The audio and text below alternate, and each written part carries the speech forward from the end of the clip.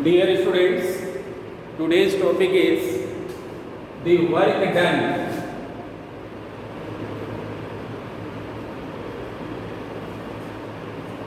in rotating an electric dipole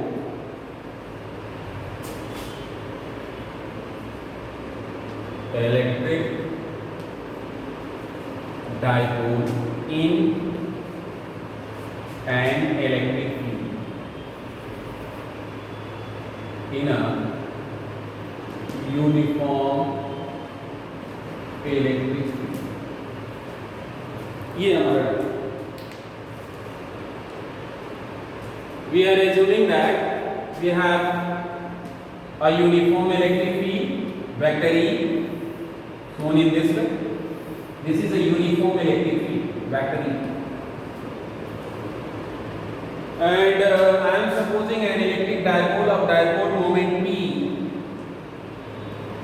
composed of two charges, they are separated by distance real apart from each other, is placed in this electric field making angle theta with the field direction. What we have to do? हमें करना क्या है? हमें इस dipole को rotate करने में work done find करना है।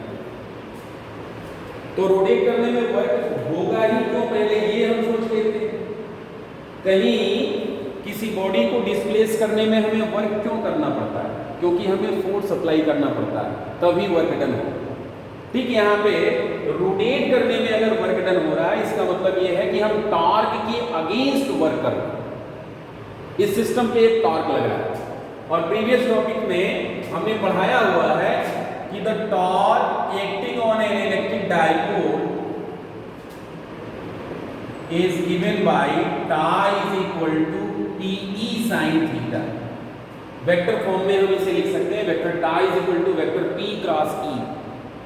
तो ये टार्क लग रहा है, इतना टार्क इसके ऊपर लग रहा है और ये टार्क की टेंडेंसी क्या है? इसकी टेंडेंसी है इसको इलेक्ट्रिक फील्ड के पैरेलल लाने की। यानी अगर ये डाइपोल ऐसे रखा हुआ है तो ये डाइपोल को इलेक्ट्रिक फील्ड के डायरेक्शन में एलाइन करने की कोशिश कर रहा है, लेकिन हम क्या कर रहे हैं? हम इस डाइपोल को इसके अगेंस्ट रोटेट कर रहे हैं। आपको पता है कि अगर किसी बॉडी के ऊपर फोर्स आपने F अप्लाई किया हुआ है और इससे स्मॉल डिस्प्लेसमेंट इसी डायरेक्शन में ds हो रहा है, तो work done, small work done का जो फॉर्मूला होता है F into ds होता है, या dot product of force and displacement होता है।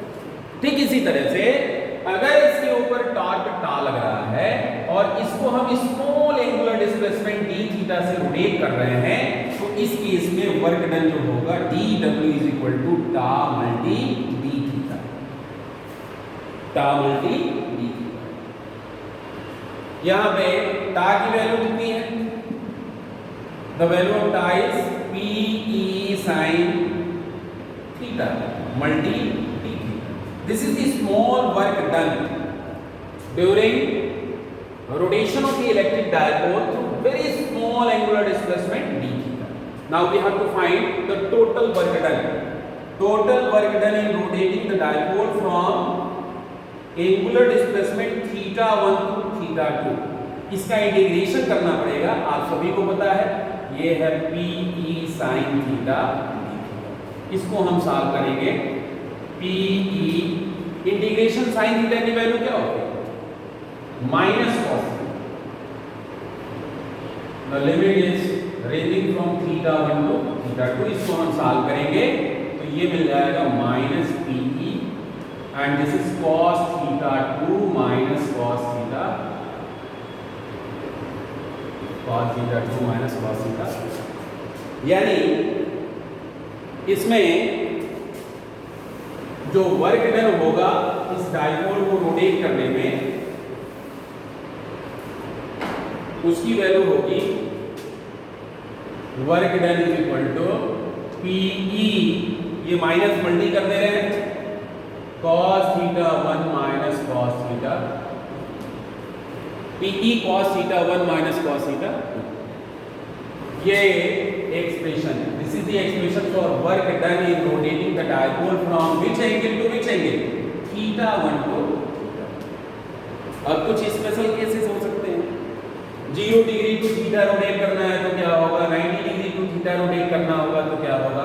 इसकी अगर हमें electric potential energy theta position में फाइंड करनी है तो हमें क्या करना होगा, इसे 90 degree position to theta degree position हमें रोटेट करना है और ये वैल्यू हो जाएगी PE, the initial position is 90 degree position, cos 90 minus cos theta, and this can be written as u theta is equal to PE, this is 0, so it will be minus PE cos theta, और इसी को हम dot product में ऐसे लिख सकते हैं minus vector P dot vector, ये एक्सप्रेशन होगा electric potential energy of an electric dipole in uniform electric field. अब इसमें कुछ स्पेशल केसेस हो सकते हैं, क्या स्पेशल केसेस हो सकते हैं, हम ये देखें,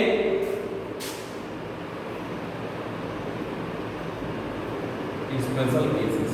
case first, if the dipole is kept parallel to the electric field, that is theta is equal to 0, in this case what will happen, u0 is equal to minus PE cos 0, cos 0 is equal to 1, so u0 0 degree position पे minus PE होगा। Second case क्या हो सकता है, theta is equal to 90 degree, perpendicular हमने रखा हुआ, इस केस में u 90 डिग्री पे ये 0 हो जाएगा, cos 90 इज इक्वल टू 0, और थर्ड केस क्या होगा, theta is equal to 180 degree, इस केस में डायपोल की जो इलेक्ट्रिक पोटेंशियल एनर्जी होगी cos 180 degree is equal to -1, so minus into minus that will give you plus, this is plus PE। यहां पे आप देख रहे हो ये एनर्जी पॉजिटिव एनर्जी है और ये एनर्जी नेगेटिव एनर्जी है, यह जो इक्विलिब्रियम होता है, this equilibrium is called stable equilibrium. इस केस में डायपोल स्टेबल इक्विलिब्रियम में और इस केस में जो डायपोल है वो अनस्टेबल इक्विलिब्रियम, अनस्टेबल इक्विलिब्रियम। तो ये electric potential energy of an electric dipole in uniform electric field का एक्सप्रेशन रहा। That's all, thanks.